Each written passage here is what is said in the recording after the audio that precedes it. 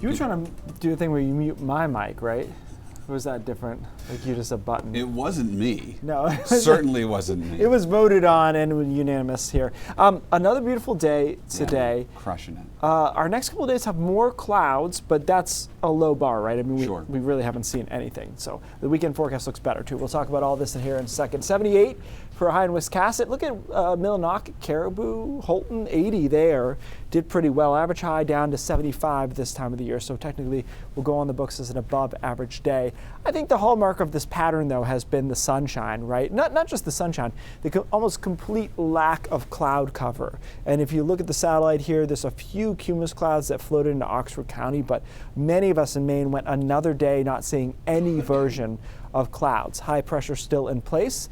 And then we've got our players for the weekend visible now. A coastal low out here, and then a cold front that's just about to sweep through Chicago. So those two things will interact over this weekend, but I think overall it looks better than it did a couple of days ago. So tonight's clear through the first half of the night. Second half of the night, clouds start moving in on east-southeast flow, and I think along the coastline we probably have a decent amount of cloud cover around tomorrow morning, but the small scale models seem to think we mix that out and end up with a mixture of sun and clouds through the afternoon, so we're able to stay dry, and temperatures are right around 70 degrees, so a little cooler than today, mid-70s perhaps inland.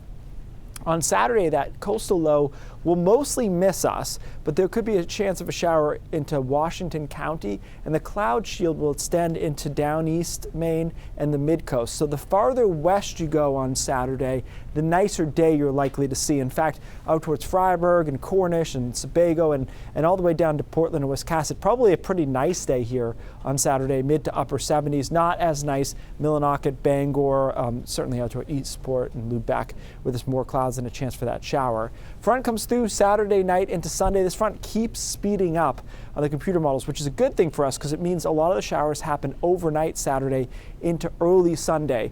This model may be a little bit fast on us clearing up, but I do think it's conceivable quite a few of us will wake up on Sunday and the showers will already have come through, and we'll be left with a decent day here on Sunday. Temperatures only in the 60s, a little bit breezy, but this looks better than it did a few days ago where it could have been showery through the first half at least of the day.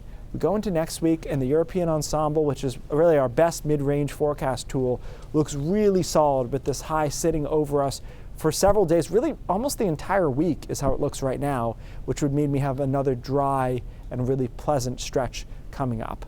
So basically the only game in town here for a shower over the next 7 days is Saturday night into early Sunday. I do think quite a few of us will get that shower.